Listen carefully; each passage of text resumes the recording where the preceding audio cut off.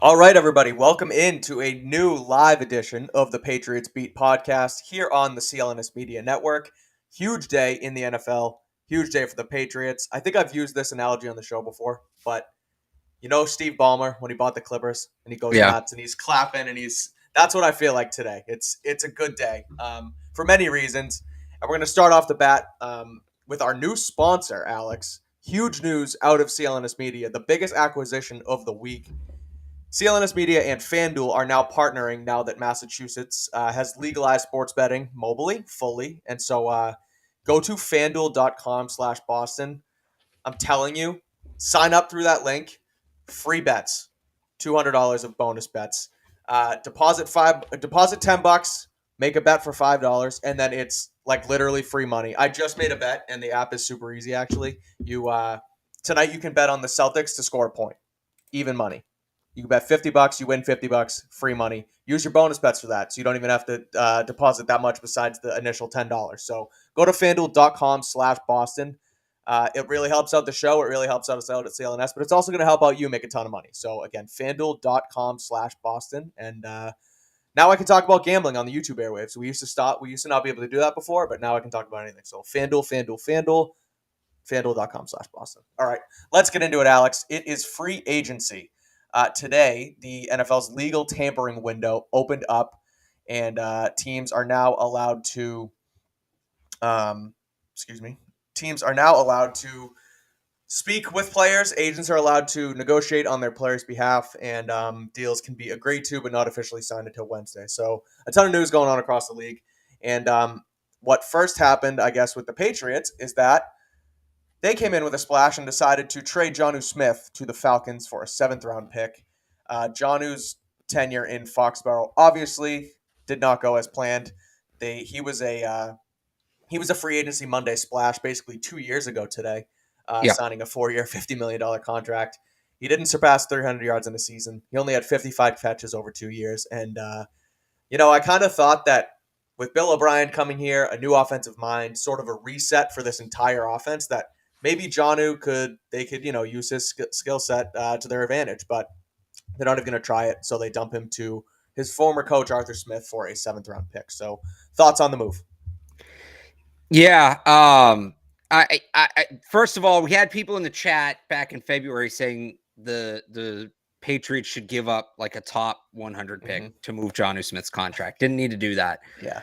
I think this is pretty much they had to do it. And look, it would have been cool to see what Jonnu Smith could have been in the Bill O'Brien's offense and see how you unlock him, because I don't necessarily think the issue is that Jonnu Smith is a bad player. And if people remember back that spring leading up to that free agency, me and Evan, that was one of our first big debates on this show. Should the Patriots sign Jonnu Smith or Hunter Henry? They were clearly the two top tight ends in free agency. I happen to be team Hunter Henry in that one. So you went out here. I did win, and I texted that to Evan today. I've officially won. That being said, I don't think Jonnu Smith's necessarily a non-talented player. I think he does some things. I think the problem is he was probably built up to be more than he was. And then on top of that, the Patriots didn't know how to use him. And this is something I said at the time. They have trouble with scheme touch players. N'Keal Harry was another example. I actually think there's a lot of similarities between Jonnu Smith's tenure in New England and N'Keal Harry's tenure in New England. So it's a shame they could never figure out how to use him. I think even if they did, he wasn't ever going to play up to that contract, but could he have been comparable to Hunter Henry, who was still like a replacement level player? Yeah, I think in theory, there probably was a way to do that they missed out on. But instead of compounding down on the mistake, they just move on. They open up a spot now to really take advantage of this tight end class. And they open up some money as well. And we'll see how they use the money. The trade, I'd like to trade a little bit better when they made it. And there were all these guys who are still on the board that aren't now. Right. But I don't think it's a bad move, right? Oh, they only got it's not. It's a 7th. They got the money off the books. That's all. That's not the return. The return in this deal is the fact that they create about $4 million in cap space this year, and then they create $18 million more in 2024. That's the return. Don't think about the 7th-round pick. If you could just give a team a player, that would have been good here in this trade. You just dump the salary without anything in return. That's basically what this was. They do like to have picks in, sort of in every round, and so they did pick up a 7th-round pick that they did not have before. So, maybe that's ammo to trade up. Maybe that's ammo for trading up on day 3, whatever it may be. They added a 7th-round pick, but again, they make room for $4 million more this year, and then they also have $18 million more in 2024. So at the end of the day, that's what the Jonnu Smith deal is. Adding on to that, they now have another hole in the tight end room. It felt like they had a hole before. We've talked about the tight ends in the draft class here on this show, and we sort of speculated that they could still add to the room even if Henry and Smith were still here. Now they basically only have Hunter Henry. Does this make them a potential team, whether it's the 15th pick with Michael Mayer, whether it's the 46th pick with a Darnell Washington, a Dalton Kincaid, depending on how the rest of the week goes, does this make tight end that much bigger of a need early in the draft? I think so. Okay. I don't really think so because, again, you still have Hunter Henry. Oh, maybe in the draft. Yeah. Hunter Henry and Jonnu Smith played the position 2 very different ways, right? Sure. Where Hunter Henry is your traditional tight end. Jonnu Smith was more of that move tight end. All these top free agents are like the same mold as Hunter Henry. Right. So unless you're going to put them both on the field at the same time, which I just don't think they're going to do because they already have enough of a problem of defenses playing too big against them. Right. I don't think that makes a ton of sense. Now in the draft, I'm pretty much where I've been in that Hunter Henry's in a contract year and use this year as a bridge year. Go draft a high upside guy on day 3. Okay. There's maybe a little more urgency now because that guy's going to be the direct backup. That's what I was going to say. Who's your backup tight end now? I mean, yeah, I mean, tough. I still think, but that probably would have been the case even before. Maybe now you look at a guy in the 4th or 5th instead of the 6th or 7th. Maybe a guy like Sam Laporta or Luke Schoonmaker or Tucker Kraft is more in the discussion than a guy like Zach Kuntz. But I don't think they need like this comment. Michael Mayer, no, Mayer still is absolutely not the answer. All he does is, he doesn't prevent teams from stacking the box against you.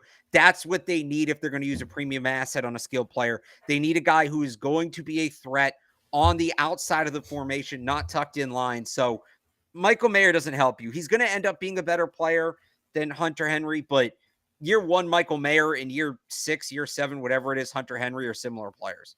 Yeah. So it doesn't push it to that regard. And look, if that's what they do, it's not a great move. Now you've essentially done what you did with Shaq Mason last year, right, where you traded a player for nothing to create a hole that you then use your best asset to fill. They can't do that again. They just did that. It didn't work. And I would argue it would be a reach just like the Cole Strange pick was. Look, I get Michael Not Mayer, as much of a reach, but yeah, you're not But wrong. That's my point is I don't see him as the, again, this is maybe a bad way to look at it, but I don't see him as like the 15th best player in this class. I just don't. I'm not as high on him as other people, but I think, again, with the other needs they have, continuing on a tackle and wide receiver and cornerback, because, granted, and we'll get to it, they re-signed John Jones today, but they still have a big hole there. I don't think that would be smart at all, realistically, to, create this hole on your own and then go draft Michael Mayer at 15. It doesn't make sense. I don't see it. So Hunter Henry, now the lone guy, essentially, in the tight end room. Contract year, new offensive coordinator, healthy, had a rapport with Mac Jones. He'll be the center focus in that room. So, maybe it's a blessing in disguise for Hunter Henry in the tight end room. But Jonnu Smith gone to his old coach, Arthur Smith, in Atlanta. Hopefully he can rekindle some of that. Man, I was watching, I tweeted it a few weeks ago, a couple weeks after Bill O'Brien was hired. And it was Jonnu Smith, basically highlights from Tennessee, and just how they used him there was exactly what I wanted them to do here. And, hand him the football, use him as a move tight end, get him the ball in space. And they couldn't get it done. They never did it right. They never did it. It's awful. But that's that. Jonnu Smith is now an Atlanta Falcon. At least will be officially on Wednesday. The other big Patriots move today, Alex, they re-signed cornerback Jonathan Jones to a 2-year contract. According to Mike Giardi from NFL Network, Jonathan Jones could have commanded more money on the market, and instead he decided to take a team-friendly deal. I think that's huge. it's a Patriots move because they only make the team-friendly deal and they don't go make the big splash yet. It's still early, obviously, but the parameters of the deal, according to Doug Kyde from A to Z Sports, 2 years for $19 million, $7.5 million signing bonus, $13 million guaranteed. He can make up to $50K in playing time incentives every year. The base salary this year is only 1.5, and next year is only 8. So he said it last week. John Jones held an event and said that he wanted to stay in New England. He knows it here, wanted to come back, and the deal clearly echoes that. So it helps because they already had holes from Devin McCourty's retirement, which we'll talk about that later on in the show as well. Holes there in the safety room, holes in the cornerback room, but they fill one with Jonathan Jones, so they at least add a familiar face to their defensive back room. Yeah, and the money isn't, like he put his money where his mouth is, saying that he wanted to be back here. That's a very team-friendly deal, and I know a lot of people had suggested that he's maybe the deep safety that replaces Devin McCourty, and my initial thought on that was kind of, well, for what they're probably going to have to pay him, right? You don't pay a guy cornerback money and then play him at safety. It's just not a good use of assets. But for the money they got him for, you can be a little more flexible because you now have more money to spend elsewhere, because they still have that need for the bigger boundary corner. And I see some people in the chat talking about the Jalen Mills tweet, reminding people that he plays safety and he's a hybrid. Well, if that's going to be the case, even more so, because he's your tallest corner right now, they've got to get some height at that position. And there's a number of ways they can do that. And something I had said was, if Jones doesn't come back, that was something I maybe wanted them to do through free agency, because I liked having a veteran in that room. And if you lost Jones, it was going to be a very young room. Right. I feel a lot better now. And I was already pretty high on this, people know, but I feel a lot better now of, all right, can you go get the big corner in the draft? Can you go on day 2 and get, a Tyreek Stevenson, a Julius Brents, Darius Rush, if he falls in the second round, right? Can you go add that guy on day 2 of the draft? And then boom, there's your size at corner. So that feels good. So, I think we'll get to what's gone on around the league in a little bit with everything else, but this is a move I think worth celebrating. This was very well done by the Patriots. Now, given everything else, the rest of it in. Go ahead. Sorry. Well, I would just say, given everything else they've done or haven't done, however you want to phrase that, it rings a little hollow. Yeah. But this move on its own, and look, there's still a lot of time left. Maybe they figure it out, and we can kind of revisit this in a different light. But this move on its own was a great move. It was. Yeah, I think it is, however you want to phrase it. Looping in, I guess, other moves around the league with the Jonathan Jones. Are there numbers out, do you know, for Jamel Dean's contract yet? I'm trying to find it was Jordan Schultz has it. I see it too. Schefter has 52. I think it was 52.26 guaranteed.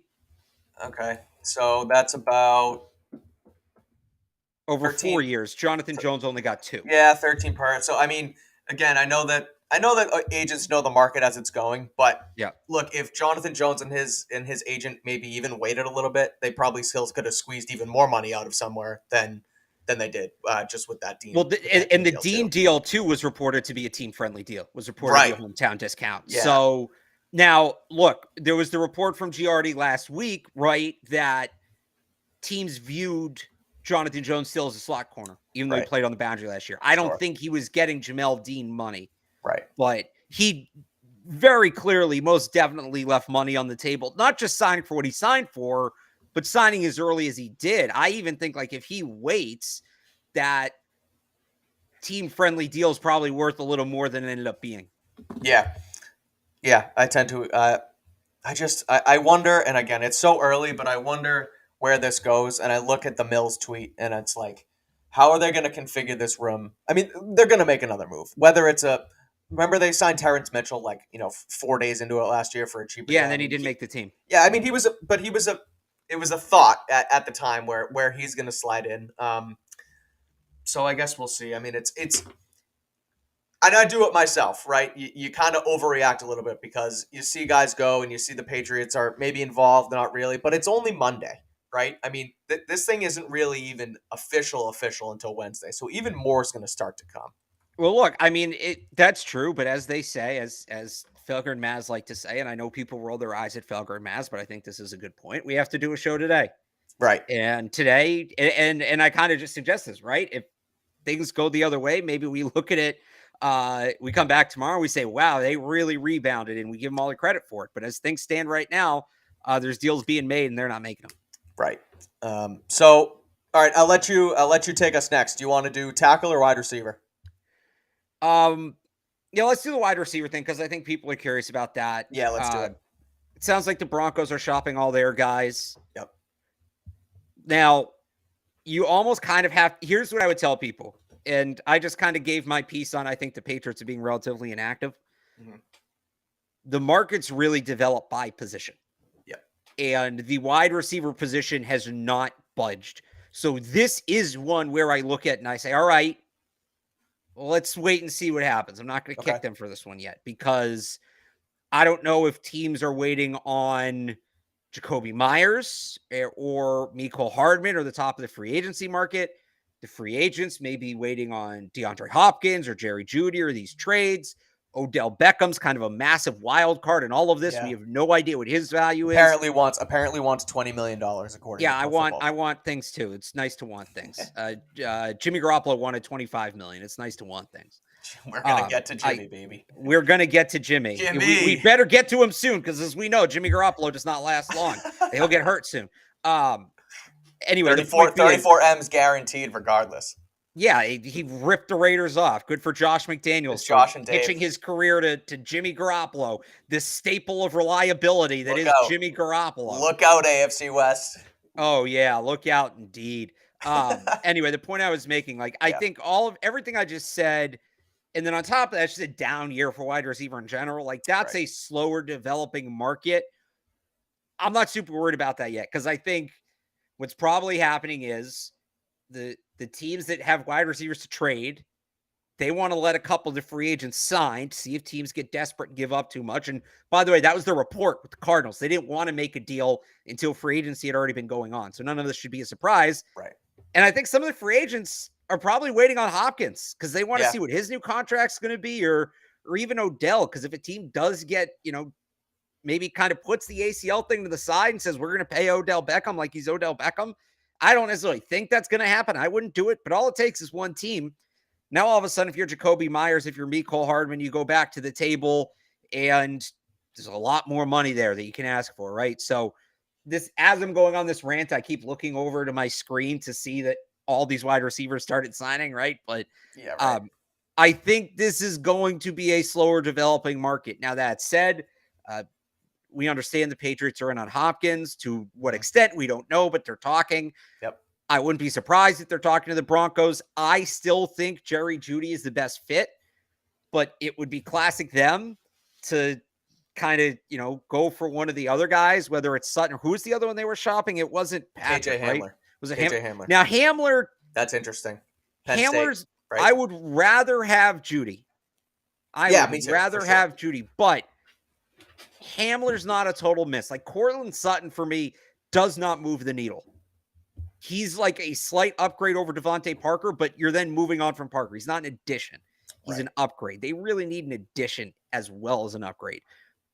Hamler in the slot, I don't love it, but I don't hate it. Yeah, me too. It's something. Rather have Jeudy. Much rather have Jerry Jeudy. But, So that's where I'm at with that. And as for the one other wide receiver rumor that was out today, Philip Dorsett. Yeah, let's touch it. People need to calm down on that one. If he's their big move. So I'll say, if Philip Dorsett's their one move at wide receiver this offseason, we can absolutely get all up in arms. My guess would be he's coming back here to compete for the last wide receiver spot on the roster, and he wouldn't make it out of camp. That's going to be like a $2 million contract, $500,000 guaranteed. They're not. And again, if I'm wrong about any of this, we can go nuts. But yeah. I would be surprised if they're seriously considering adding Philip Dorsett to the 53-man roster. I think that's more of a 90-man roster kind of move. I would agree, but, adding to that, look, it's Monday at whatever time that broke, 2:30 in the afternoon. Yeah, the timing's rough. Why are they even talking to Dorsett's camp now? That's a move that you don't have to jump on. And I know that it's it may not be Bill or Matt Groh directly making those calls with Dorsett's agent, but and they have other guys that work for them in the front office. But man, if that's what you're spending your time on at the beginning of legal tampering, that Philip Dorsett is talking with the Patriots, that kind of startles me, Alex. Like, I don't see why that's the worry right now. Go talk to. That's like if they signed or we're talking to Terrence Mitchell on day one last year, right? Right. They made No, that move later. Yeah. So the timing's not great, the but I'm just timing like, doesn't help. Timing doesn't help how they look. And I'm not saying it was great they were talking to him at that time. It's more so just I think people were looking at the timing of the move and think like them talking to Philip Dorsett right away on day one doesn't mean that they see Philip Dorsett as a right away on day one wide receiver. That's just sort of how they do business. They go across the board. frankly, look, that the way they do business is not helping them lately because man, teams are making moves and they're not. I don't know. But we'll see what happens. Again, they're in on Hopkins. They should be in on Judy, or at least be talking to the Broncos about one of these wide receivers because they need help in the wide receiver market. And again, I do see your point there, where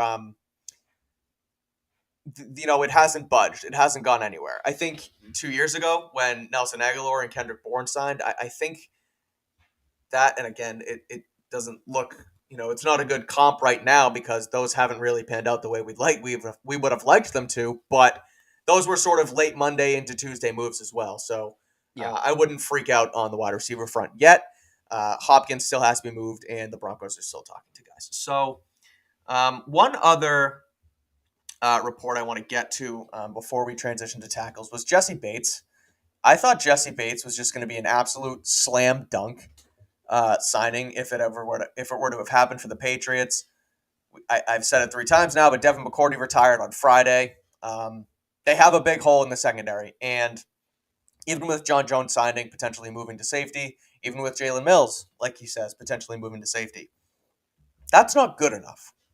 Like, and I know Bates went for a lot of money, but if you're just going to shift guys around and then, rely on a Jack Jones who ended the season suspended, or bring in a rookie who has never played a snap of NFL football in his entire life and just plug him in and shift guys around just to save money that you have to pay, it kind of rubs me the wrong way. And, Jesse Bates, he ends up signing with the Falcons for, I want to find the numbers. I think I had, 4 years, $65 million. So it was hefty. I think it was the 4th highest safety contract in NFL history, according to Ian Rappaport. So, look, he goes for a lot of money, but the Patriots kind of had it to spend, Alex. So, what did you think of the Bates move? I thought he was a fit. Mike Reese said he was a fit the other day as well. But what'd you make of the Bates move, and do you think the Patriots should have been in on it?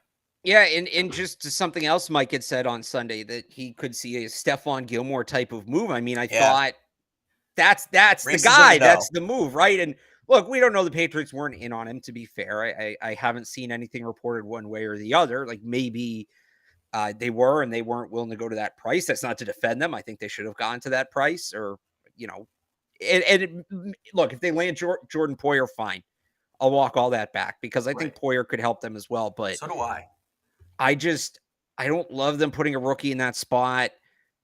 Jonathan Jones is fine, but again, you can't just run it back, right? You've got to get better than you were last year. And can Jonathan Jones give you what Devin McCourty gave you last year? Probably around that. Is he going to be like a massive upgrade? No, I don't think so. And I think Jesse Bates would have been a difference maker on the back end. So, again, we'll see what happens with Poyer. But like you say, it's not like they're getting priced out right now. I don't think they're getting priced out of any of these deals, save maybe, McGlinchey's money was insane. Like, that's the one I look at and I'm like, all right, like, if they didn't do that deal, because there are some warts in McGlinchey's game, like, that could have gone south very quickly. But the Jesse Bates one, such a them player. Yeah, that's a tough one. Yeah, I think so too. 26, I feel like he would just complement Kyle Duggar so well, because Kyle Duggar's your strong, your thumper, and Bates can play that, true free position like Devin did. It just felt like such a natural fit, a guy who's young. And look, I know Kyle Duggar's going to have to turn himself into a leader, and we should really focus on, I guess, what they do on the field more so than off the field. But Bates can come in and be an off the field leader. And yeah, they signed John Jones, who's been here often, but look, I think they could have paid that Jesse Bates money, and they didn't. And it look what it, Mike Reese has an inside ear in that building, and for him to have dropped that yesterday told me that they were at least thinking about it. So that's the one where I kind of feel like maybe they did get priced out, and that's tough. We'll talk about them getting priced out on a tackle in just a second, but before we do, I want to get back to it and tell you guys about FanDuel, because FanDuel is here. Massachusetts, listen up. The wait, it's over. It's over. We can bet in the state of Massachusetts. FanDuel, America's #1 sportsbook, is now live in the Commonwealth. New customers in Mass can get in on the action with $200 in bonus bets guaranteed when you place your first $5 bet. All you got to do is sign up at fanduel.com/Boston. It's right here under us, fanduel.com/Boston. You can bet on all your favorite sports, from money line, point spreads, player props, so much more. Free bets, easy, no-brainers. It's all over the place, and it's right in the app on FanDuel. FanDuel, by far, Alex, I don't know if I'm sure you've downloaded and got your free money, but they have just like the best user interface compared to all the other apps in the state. I feel like it's just so seamless, and you can go for bet to bet. You find your bets, the ones you place, the ones you settle on, etc. It makes using your bonus money that much easier. There's just a quick toggle that you click over, and boom, $200 free bet instantly. All you got to do again is deposit $10 and then make your first $5 bet. The app is safe and it's secure, and like I said, it's super easy to use. So please do not miss out on your chance to get $200 in bonus bets, win or lose. Right below us here on screen, if you're listening, fanduel.com/Boston. Make every moment count. Make every moment more on America's #1 sportsbook. 21 plus and present in Mass. First online real money wager only. $10 first deposit required. Bonus issued as non-withdrawable bonus bets that expire in 14 days. Restrictions apply. See terms at sportsbook.fanduel.com. Gambling problem? Hope is here. Gambling Helpline gamblinghelplinema.org, or call 800-327-5050 for 24/7 support. All right, Alex, let's talk about the tackles. Again, go to fanduel.com/Boston. It's so easy. It's $200. Like, just bet it. The Celtics are on tonight. Do anything with it. It's great. Let's talk tackles. The Patriots need a tackle, and look, tackle money kind of got thrown around today. Mike McGlinchey went to the Broncos for 5 years, $87.5 million total. Jawan Taylor went from the Jags to the Chiefs for 4 years, $80 million. We can get to those in a second, but the one I do want to talk about first, because the Patriots are tied to it, is Andre Dillard. Yeah. Played for the Eagles, signed with the Titans today. I believe it was 3 years, $29 million was the final number, according to Mike Giardi. And then Diana Rossini from ESPN reported that the Patriots were competing for the former Eagles tackle before he did ultimately decide to sign in Tennessee. So I look at this two ways, Alex. Look, I know Dillard is not by any means the top of the market, but he's a quality player. He was a quality player for Philly for a while, and or not for a while, excuse me. He's been in the league for, I think, 3 years. But they were competing and they were in on it, and then they ultimately didn't get it done. And he only signed for 3 years and $29 million. So you can look at it that they were in on someone who wasn't at the top of the market. You can look at it as they didn't pay up more than 3 years, $29 million. But the other way you can look at it, which is the way I'm choosing to look at it, they're in on the tackle market. They're trying to make a move at tackle. So I think that's a plus. But I want to get your thoughts on the Andre Dillard move. Yeah, I mean, I'm kind of with you on that, in that, like, all right, well, they're in on tackles, but then I look around and who's left? Right. There's Caleb McGarry. I wouldn't mind. Caleb McGarry would not be a bad signing. Now, he's probably going to get more money than Dillard. I just think Dillard at that price is a no-brainer. And even if obviously they would have had to go up a little bit because you got to top the Titans. That's what the Titans ultimately gave him. But yeah, that was 29. It was 3 years, $29 million total. Total. So you figure even if it's like $20 million guaranteed, right? You can still go up from that, and that's pretty short money for a starting tackle. If they get McGarry, who's probably going to be somewhere in between the Jawan Taylor and the Andre Dillard contract, so call it $50 million, something like that. Like that'd be fine. But you get an Orlando Brown, you get in a Donovan Smith, you get in a Kelvin Beachum, and you have guys that have big ifs. Right. So I do think they're in on the tackle market, but I think the tackle market might have passed them by. Really, if McGarry goes, that's kind of it. Right. Yeah, and I know, but so let's talk about the rest of it then, because McGlinchey, right tackle, goes for 5 years, $87 million. You think that's too much for a guy like McGlinchey? I don't think it's too much. It's what the market dictates, but like Sure. that has the potential to be a tough contract. Yeah. Right? If he doesn't perform to that, like that's not really a contract you can hide. Kind of like what the Jonnu Smith contract was for the Patriots. Like that, you got to be really sure about the guy. And if they're not really sure about Mike McGlinchey, I don't have a problem with them passing on that contract. Sure. Same goes for Juwan Taylor, especially because the Chiefs are going to try to move him to the left side, a position he's never played. And that there's risk there. Like that to me kind of stood out. Dillard, to me, again, that's the one where I'm like, even if there is risk there for the money, that's a good risk. Like you don't run the risk of that contract becoming an albatross. It almost feels like the risk they took with Trent Brown a few years ago, right? A guy who, he was a seventh round pick, but he impressed in San Francisco enough to be traded for by the Patriots.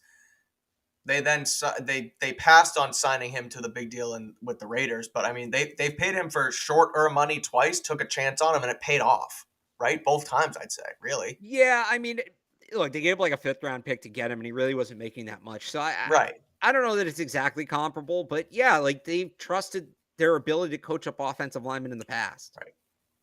So yeah, I mean, again, I guess we'll see what happens with the rest of the tackle market, but yeah, Juwan Taylor going to the Chiefs, which in turn opens up Orlando Brown.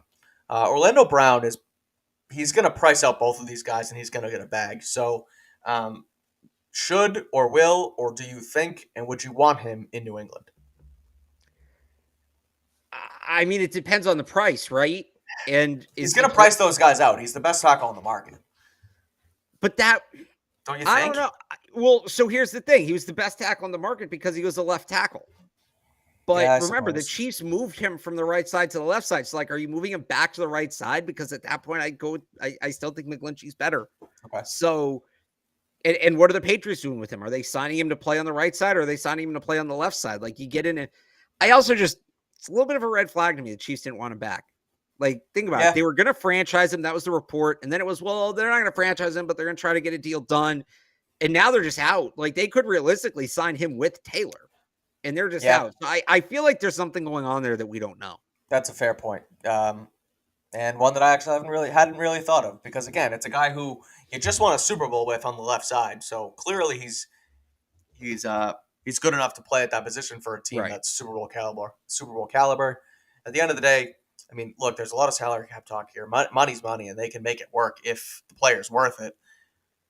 If Kansas City doesn't think he's worth it, then maybe he's not worth it. So that's not a bad way to look at this. All right, let's move to – I'm just trying to see. I think we should go, Alex, with AFC East moves. We'll talk some AFC East moves, and then we'll hit the rest of free agency, your Jimmy G's and things like that. But yesterday, the Miami Dolphins traded for Jalen Ramsey from the LA Rams. They sent a 3rd-round pick and tight end Hunter Long to LA. I know that you're not a Ramsey guy. Yeah. And I know they are, I believe, restructuring his deal, if I have that correct. And so this was a move that I think the Patriots should have made. I mean, you send a 3rd-round pick and call it, I mean, who's your throw-in? Who's comparable to Hunter Long for the Patriots as your throw-in?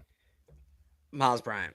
Sure. Okay, perfect. So you send a 3rd-round pick and Miles Bryant to the Rams on a team that needs cornerback help like the Patriots do. I think it's worth it. In turn, the Jets are likely to sign Aaron Rodgers, so everyone around you is getting better. I wrote about this today on CLNSmedia.com. You can check it out. The Patriots on FanDuel, might I add, are the longest shot on the board to win the AFC East at 7-1. Behind the Bills, behind the Jets, behind the Dolphins, it's the lowly Patriots in the AFC East. So everyone's making moves, and you're standing pat. Dolphins go get Ramsey. I think the Patriots should have done it. What do you think? What do you say? No, I'm okay with them passing on this. Okay. And that's, again, that's not to say they don't need an elite corner. I just don't think that's what Ramsey is. Giving him 2 years guaranteed at over $20 million, like that's a really suffocating contract if he isn't a top 5 corner in the league. And I don't think he is. I watched him last year. Remember, you know that in the people who love to dump on the Patriots, they've said it nonstop for the last 2 years. Oh, it doesn't count when they win because they don't beat good teams. They beat up on bad opponents, and then they get tossed around by good teams. That's Jalen Ramsey.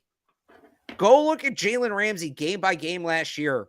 He struggled against every single quality opponent he faced, except for the Chiefs, who don't have an elite wide receiver, or didn't last year anyway.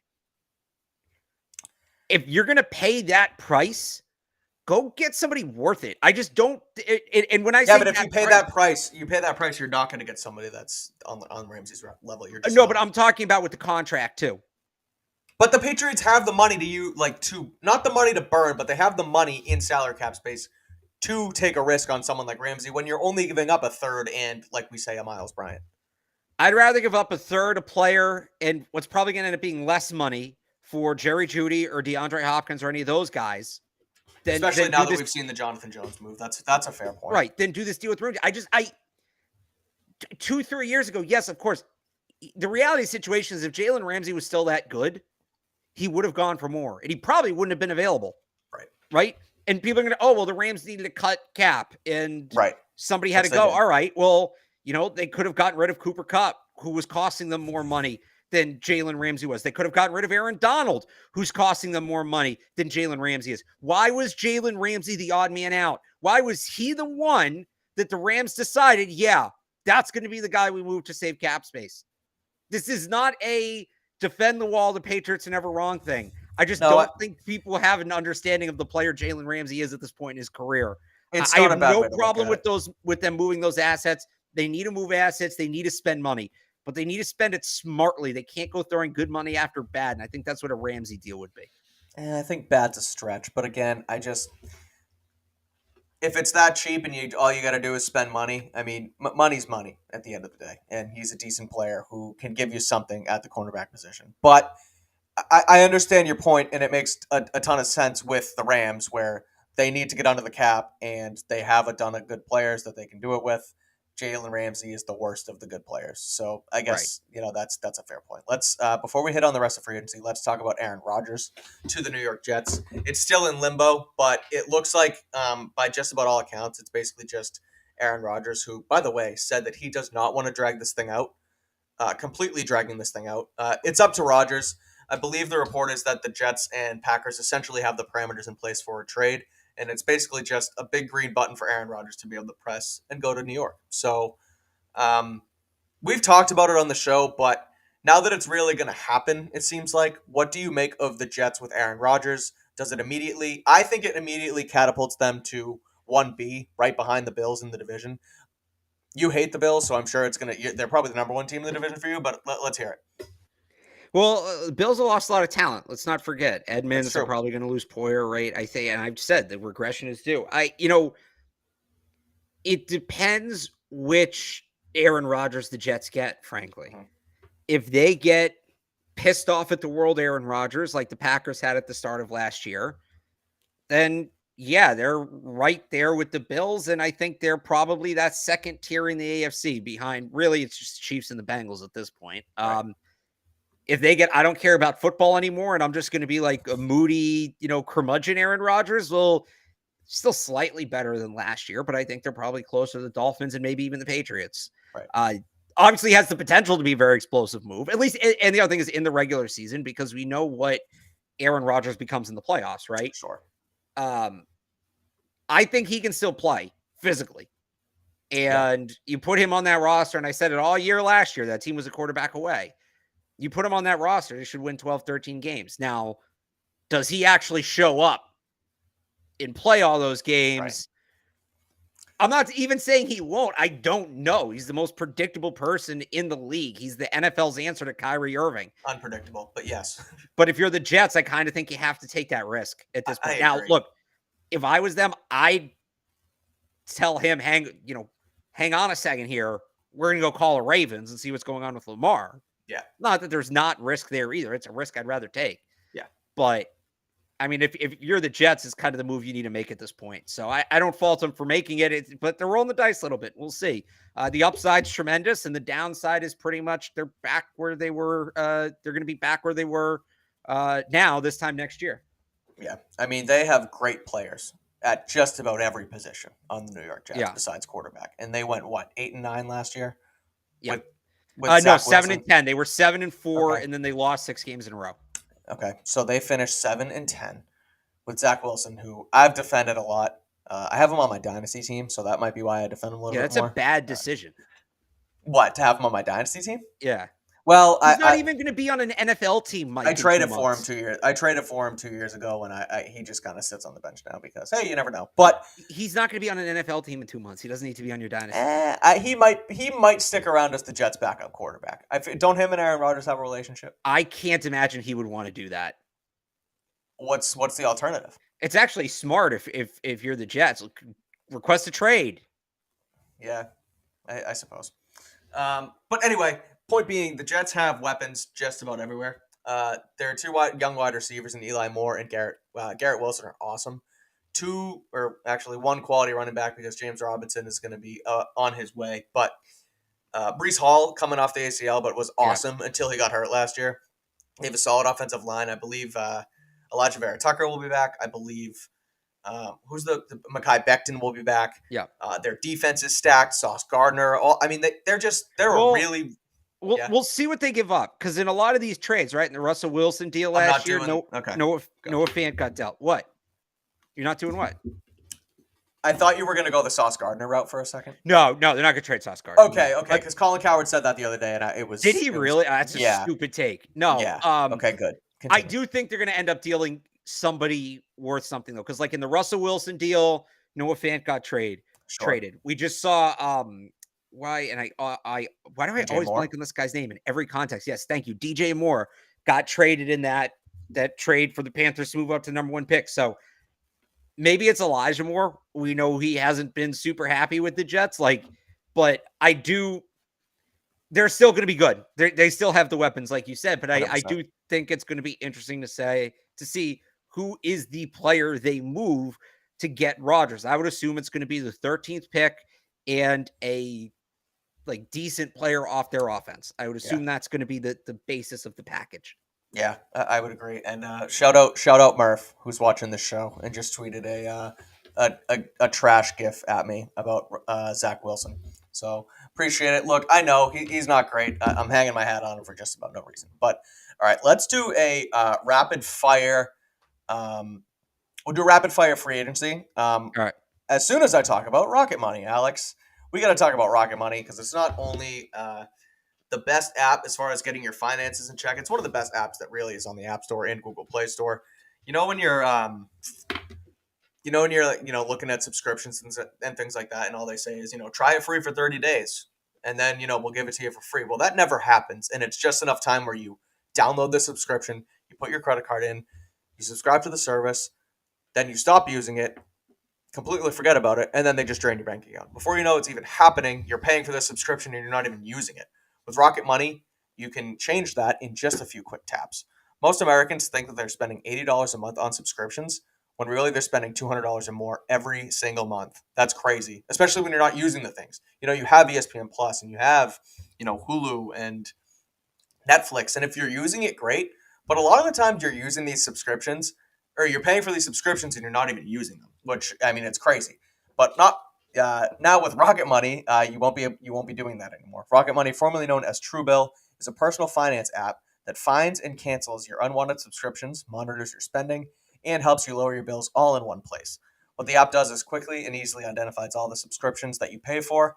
It helps you decide the ones that you don't want to use anymore. All you got to do is press cancel, and Rocket Money takes care of the rest. It's super easy. Big cancel button on the screen. Boom. No more money being drained. Over 3 million people have used Rocket Money, and they're saving the average person $720 a year. I'm sure, as many of you know, if you follow me on Twitter, my second favorite sport behind NFL, it's college basketball. I tweet about it. I bet on it. And it's awesome. And ESPN Plus is a blessing. It's awesome because I have it. I use it religiously. I pay for it. And it's all good. But I also have had Hulu and Spotify and Disney Plus, countless other subscriptions that I stopped using, but I was paying for. As soon as I got Rocket Money, I stopped using them. It's that simple. Saves you money. So stop throwing that money away. Cancel all those unnecessary subscriptions. Manage your expenses the easy way, by going to rocketmoney.com/PatsBeat. You can see it below us, rocketmoney.com/PatsBeat, rocketmoney.com/PatsBeat. Stop with those unnecessary subscriptions now. All right, rapid fire. We'll go back and forth. We'll talk about everything else that happened in the NFL today before we get out of here. And we can start with Jimmy Garoppolo. Alex, I want to hear about it. I want to hear your take. the Raiders, and Josh McDaniels and Dave Ziegler.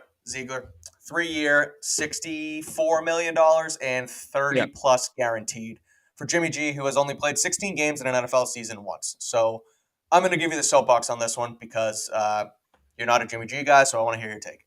It's a really expensive bridge contract. That's what it should be. Josh McDaniels can't, because this is his career. It has to work this year. And I'm sorry, I'd rather have Derek Carr than Jimmy Garoppolo. Would absolutely rather have Derek Carr than Jimmy Garoppolo, along with the dead cap hit you took by cutting Derek Carr. This is his, if I'm ownership and Jimmy Garoppolo bails out, I'm like, what are you doing? And the same goes for Dave Ziegler. What exactly is your plan here? Right. We had a franchise quarterback. You paid him a year ago. You then cut him. You then made me commit $30 million to another quarterback who can't get on the field. You don't look like you have any sense of direction. If it's a bridge contract, I still think we have to consider them taking a quarterback at 7. And maybe that money's front loaded. Jimmy's the bridge guy this year, and then they can move on from him after this year. That has to be the plan. Anything short of that, Josh is setting himself up to fail. Because Jimmy Garoppolo's not the guy. We've seen time and time and time again. How many chances has he had, Mike, to prove that he's a franchise quarterback, and he has failed every single test? He's not the guy. You would think Josh McDaniels, of all people, would know it. But here we go again. So what I push back on is it's the skills. It's not his play that's the bad part of Jimmy Garoppolo. It's the fact that he just can't stay on the field. And time again, he's proven that he can't stay on the field. He hasn't proven that he's a bad quarterback. You put a quality offense and a quality system around Jimmy Garoppolo, he's going to win you games. He's going to get you to a Super Bowl when he's healthy. One healthy season, one Super Bowl appearance for Jimmy Garoppolo. You have Josh McDaniels, who has worked with Jimmy before. You add him to an offense that he knows, and you surround him with Darren Waller. You surround him with Josh Jacobs. You surround him with Devontae Adams. You surround him with Hunter Renfrow. That's a recipe for success with Jimmy Garoppolo. If he's healthy, they're a quality team. They're an above 500 team. Does that get you to the playoffs? I don't know. The AFC West is the best division in football. They have the reigning Super Bowl champion. They have arguably the top 3 quarterback in Justin Herbert in the division as well. It's not easy, but I don't hate the move if Jimmy can stay healthy. I don't know if you can rely on that, which is why I don't like the money involved. I think they gave him way too much money to guarantee a guy $30+ million on a contract where he's, like I said, only played one healthy season.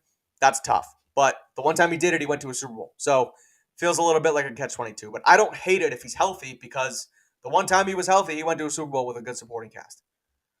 All right, first of all, you're underselling the supporting cast.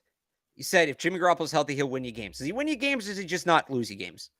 Because I think it's the second one, and I think you can get quarterbacks who don't lose you games for a hell of a lot cheaper than $30 whatever million. You can get one with literally the last pick in the draft. So what would you have done? Would have signed a much cheaper bridge quarterback, and I can't remember exactly. Teddy Bridgewater, even Mike White. Oh, I like that. And then use the 7th pick on the next guy. With the idea that you're handing it over to that guy this year. Mike, Jimmy Garoppolo, you know how many games Jimmy Garoppolo started in his career? Not off the top of my head. 57. Okay. This isn't even a durability thing, honestly. Okay. Do you know how many times Jimmy Garoppolo has turned the ball over in those 57 starts? 35. 72. Wow, really? When you include the fumbles, because he fumbles a ton. Are they lost? They're lost fumbles, right? We're talking turnovers here. I thought that's what I had. Yeah. Okay. Yeah, I added lost fumbles and it's interesting. Interceptions. Okay. That's the guy Josh just gave $35 million. Or you could have signed other people, right? Baker. Sign Baker at that point for that money. I'm excited for Baker with Tampa. I am. I think you put signed yet or no? Is that a thing or are you just saying? It's reported, and it sounds. I tweeted it yesterday, and it actually got not as bad of a reaction as I thought. But at one point in time, I was of the mindset that Baker Mayfield was a fringe top 10 quarterback when he was on his playoff run with the Browns, and then he got hurt, and then he started to not play good football. If he's healthy and has a good play caller around him, and you add him to Chris Godwin and Mike Evans, he can distribute the football to guys like that. and could return to where he was with Cleveland when they went to the playoffs that year. Okay, so by the way, I did have slightly the wrong number on fumbles. That was fumbles, not fumbles lost, but it's still, Mike. It's still. Now I got to find interceptions again. It's still 53 in 57 starts. Yeah, that's not great. That's not really again. Give me because if you're doing that, but you're making plays, fine. I'll give you another guy they could have signed if they don't mind a high turnover number. Jameis. Because Jameis is going to get the ball to Devontae Adams down the field. Jimmy's not doing that. Carson Wentz. Don't do it. We went over the same thing. Yeah, we did. Same thing, different hair color. That's it.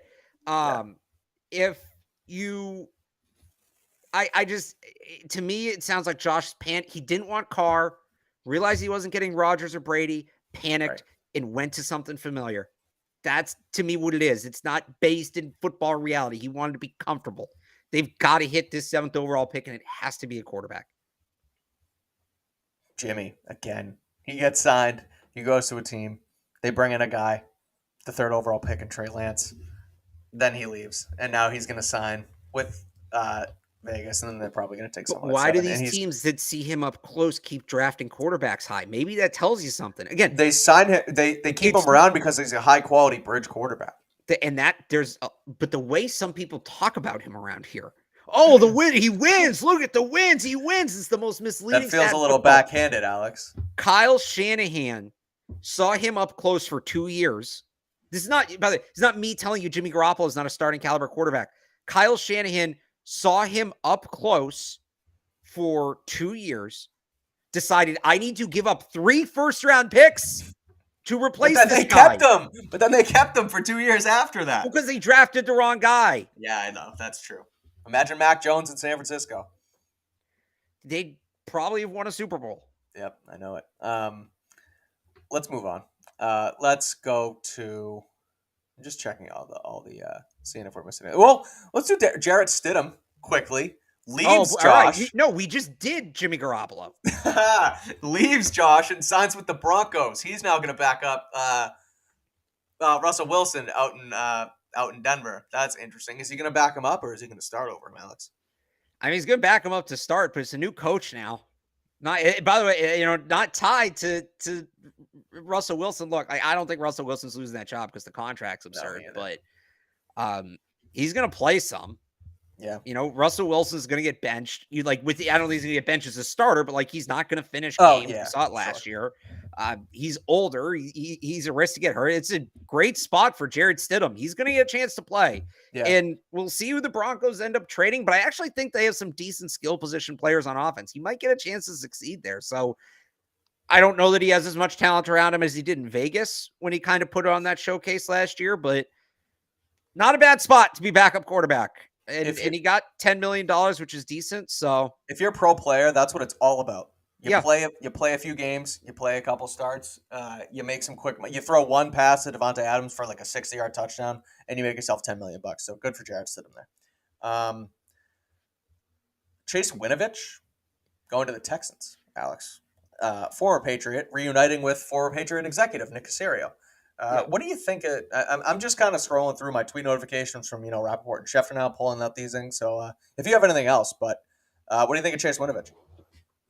I just think Nick Caserio is probably going to give all his draft picks another shot, see who works out, see if he can N'Keal Harry's going to end up there. Yeah, he will. Right? That's got to happen. So makes sense. Chase Winovich goes to a Patriots adjacent team. Doesn't surprise me. Yeah. Let's do the massive one, and it's Tremaine Edmunds from Buffalo. He's only 24, I believe. Sounds right.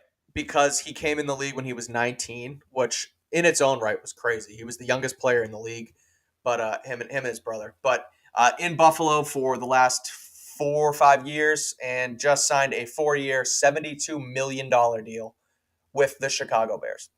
$50 million guaranteed. It's the largest 4-year contract for a linebacker or an inside linebacker, which he kind of plays all over the place, but in the NFL.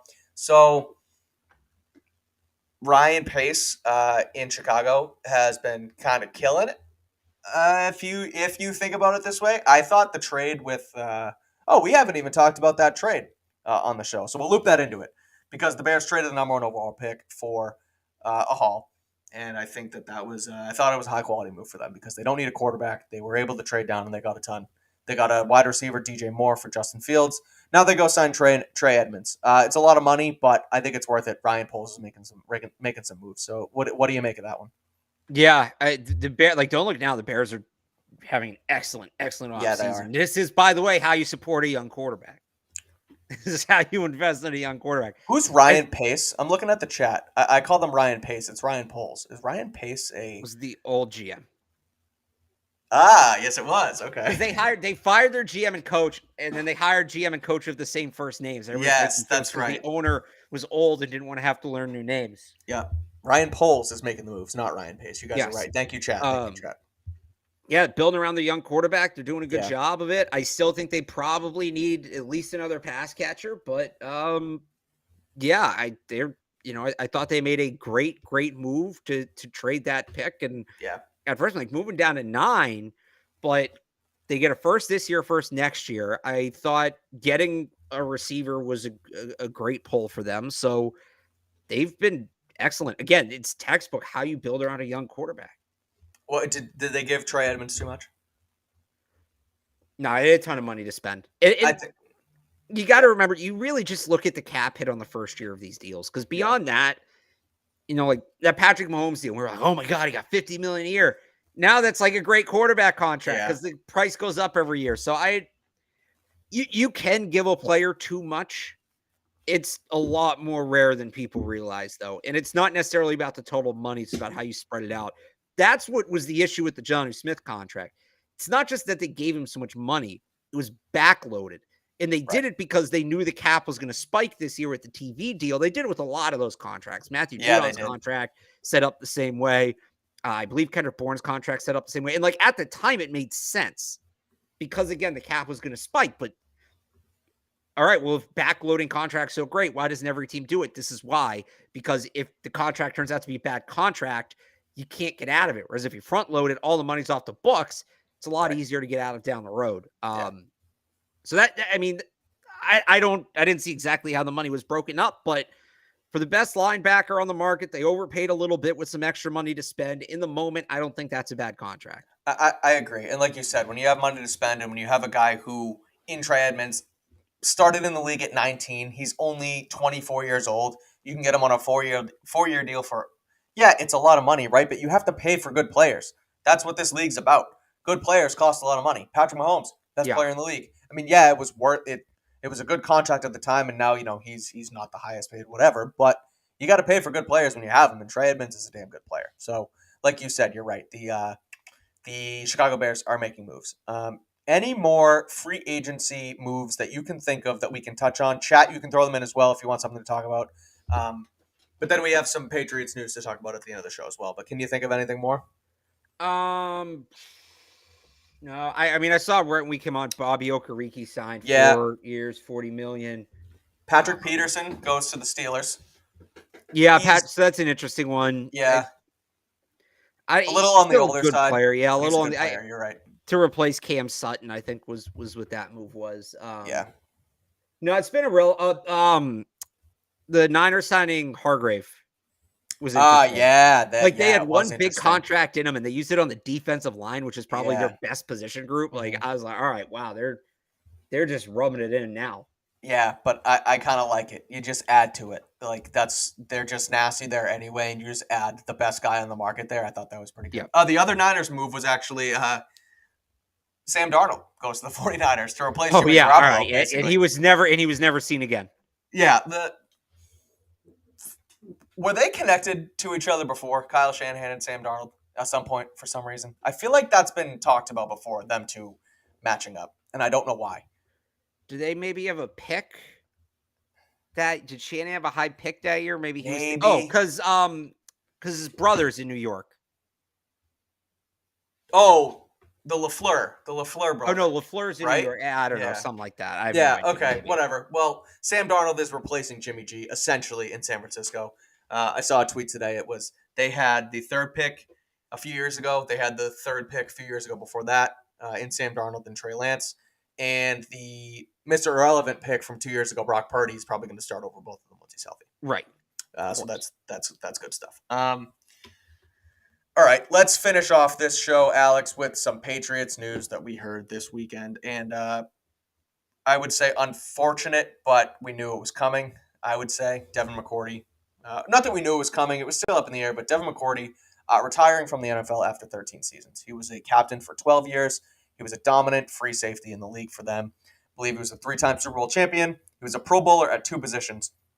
Played cornerback his rookie year, earned a Pro Bowl spot, and then switched to safety and played 12 more years at safety and was one of the best to do it in the league. So not only are they going to miss him on the field as a good player, but he was their leader. Him and Slater were really the two guys, especially ever since Tom Brady left, that ran the Patriots from an inside the locker room perspective. And that's going to be a tough loss, especially off the field. But Devin McCourty retires.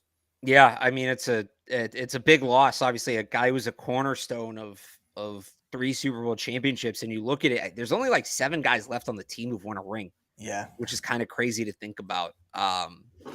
And a guy that was instrumental in turning things around there in the early 2000s. You go back to those drafts with him, Hightower, Chandler Jones, Julian Edelman, Matthew Slater, Rob Gronkowski, right?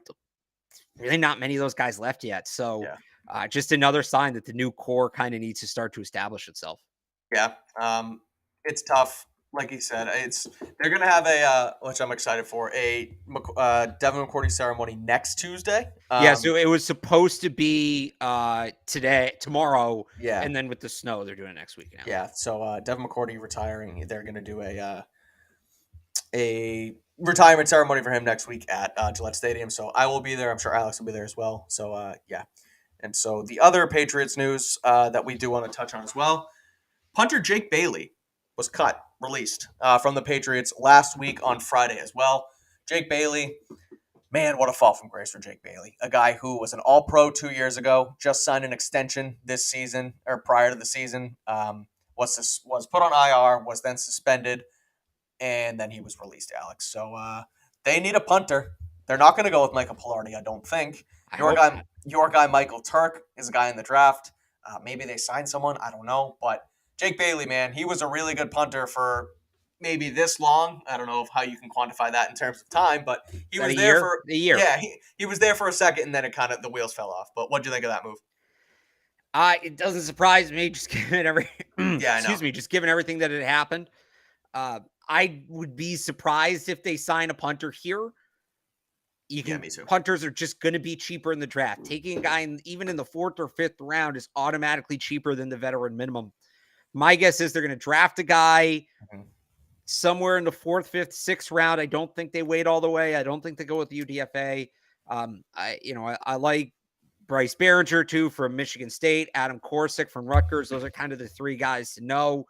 I'm going to guess they draft somebody and then maybe they bring in a veteran who's still unsigned in the summer. Yeah. Just to compete in camp, just push the rookie a little bit, maybe a guy out of the XFL or USFL or something. Yep. But my guess is this is going to be a draft address need. I would be surprised if they add a punter here in the next couple of days. I think so too. I think it's going to be a draft thing.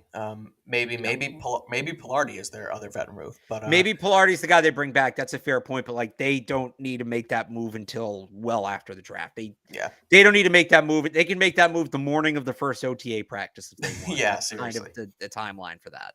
Yeah, fair point. I do want to bring up one last thing in the chat that I just saw. Tomorrow, we're going to be back tomorrow as well, guys. So those of you who are tuning in, we're going to be back tomorrow night as well to do basically the same thing, recap any Tuesday moves. So make sure to subscribe to the YouTube channel, Patriots Press Pass. Subscribe on all your podcast platforms and follow us on Twitter to make sure that you know when we're going to go live. But the last thing I just wanted to bring up was James Bradbury, cornerback. I think that can be a move for the Patriots still, depending on what they want to do with John Jones in the safety room and Jalen Mills and all that. Only because, and I wanted to touch on it now because it could happen, I guess, prior to tomorrow's show that either Bradbury goes somewhere else or the Patriots make the move. The one thing on Bradbury is last year he signed sort of that prove-it deal after getting cut from the Giants. I think it was 1 year for like $7 million. He goes to the Eagles. He becomes an All-Pro. He goes to the Super Bowl and, proves himself to be worth it. Whether that was just contract year play, whether that's, again, that's your ceiling is the way you play in your contract year for a lot of guys. But He's long. He's 6'1", so he'd immediately come in to be the longest corner in the room, which I think would be a good addition at the end of the day. And he's, I want to say 29, so a little on the 29, yeah. older side. 29, so he's a little on the older side, but he's not in a different positions, but he's not as old as a guy like Jordan Poyer, who's 31. So depending on where you want to move your guys around in the defensive back room, I still think that this could be one of their splash moves is James Bradberry. Yeah, the one thing I'd say is I do think they want to draft a cornerback. And now the numbers are, you got John Jones, Jalen Mills. Okay, let's say one of them moves to safety. John Jones or Jalen Mills is one player. Mm-hmm. Jack Jones is two. You got Miles Bryant in the slot. You add Bradberry. That's four. Marcus maybe Jones. You could swing it. Oh, Marcus Jones is five. All right, so now you're on like the sixth player. Yeah, that gets a little tough. I think I butchered that math, but I feel like they had room to add one veteran corner, and bringing back John Jones to me fills that spot. I wouldn't be it wouldn't necessarily be a bad move. I just don't necessarily. I think they want to add a corner in the draft with a premium pick, and it gets really tough to justify that if you also sign Bradberry. Fair point. All right, Alex. Well, anything else to add on this free agency Monday before we go back to our Twitter fingers and keep waiting for moves and see what happens till tomorrow? I think it's until tomorrow. Just hang in there. Yes. There's a lot of free agency left to go. There's a lot of offseason left to go. So just be patient. Be calm. And we'll see. See what they do. It doesn't mean that they can just stand pat. Right. But let's see what they do. There's always tomorrow. I think the expectation is once we saw the what happened 2 years ago on that Monday of free agency where it was Jonnu and it was Matthew Judon and then it was Kendrick Bourne and Nelson Aguilar and all these things happened all at once so fast when they were ready to shell out that money. So I feel like now people are it's expected that they're gonna go do this, and I get it. Right. And now they had the money again, so people want them to go do it again, and I get it. But a little bit of a slower, less impressive class, maybe I'd say, and just a slower cycle in general. So look, it's not even legal. You can't even sign your contracts yet. So I would agree with you, Alex. Be patient. Before we get out of here, I do want to shout out our brand new sponsor, FanDuel. Once again, we're betting on sports in Massachusetts. It's amazing. The app's the best. Download it now. Go to this URL, fanduel.com/Boston. Sign up, deposit $10, bet $5, and then you get $200 in free bets. It's super easy. You can go do it all. Live bet the Celtics right now if you want to. You can do anything with it. $200 free bets. Get yourself situated on FanDuel with a bunch of free bets. Try and make some money and continue sports betting because it is now legal in Massachusetts and you can do it through FanDuel. So make sure to go to fanduel.com/Boston for $200 in bonus bets on us here at CLNS Media. So with that being said, thank you guys for tuning in. We appreciate it. We're going to talk free agency all week this week on Patriots Beat. We'll be back tomorrow night to do the same exact thing. Until then, follow us on Twitter at RealAlexBarth and at Mike Kadlick, as well as reading all of our free agency and Patriots coverage at 98.5 The Sports Hub for him and at clnsmedia.com for me. So, again, until tomorrow night, thank you all for tuning in. We appreciate the support. Go to fanduel.com/Boston for $200 in bonus bets, and we will see you tomorrow night.